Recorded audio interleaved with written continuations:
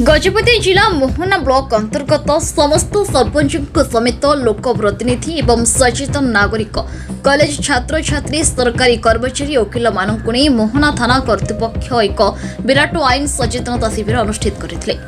शिविर में एसडीपीओ अश्विन कुमार नायक सभापतित्व करथिबा मोहना थाना अधिकारी बसंत कुमार सेठी वर्तमान केंद्र सरकार नूतन आईन आज प्रचलन करथिबा प्रकाश करबा सह केउ केउ आईन परिवर्तन होईछि एवं केउ केउ आईन प्रत्याहार से संपर्क में उपस्थित थिबा सदस्य मानक बुझाइथिले।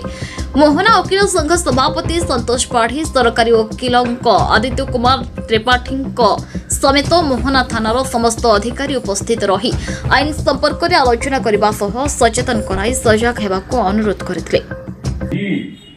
थाना जाई तंक पाखरे पहुंचीबे जति आवश्यक स्थले थाना जाई पुलिस जाई तंक पाखरे ये जो कहले गोटे कथा मु कहया चाहूची रेक्टिफाई करिया चाहूची आज नुआ नियम रे कि माइनर लोक किंबा स्त्री मानकू 60 वर्ष जहाँ अधिक होती पुलिस थाना को कौन तदंत कौन इनक्वारी डाकी पारिबो नाही।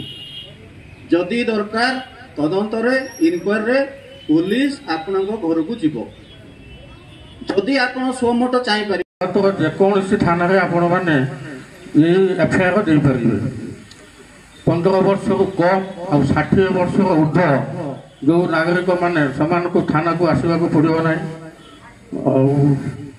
को घरे ठाई पुलिस सहायता आपण मैंने पारे। प्रत्येक पीड़ित को 3 वर्ष मध्य न्याय प्रदान करें न्याय प्रदान व्यवस्था हो विषय मंत्र एसडीपीओ सार पी सार त्रिपाठी सार bar council president Shri Santosh पाढ़ी सार को अनुरोध करी से विस्तृत विवरण प्रदान करेंगे। नमस्कार। मोहनारू गणेश बिसोई रिपोर्ट न्यूज उपांत खबर।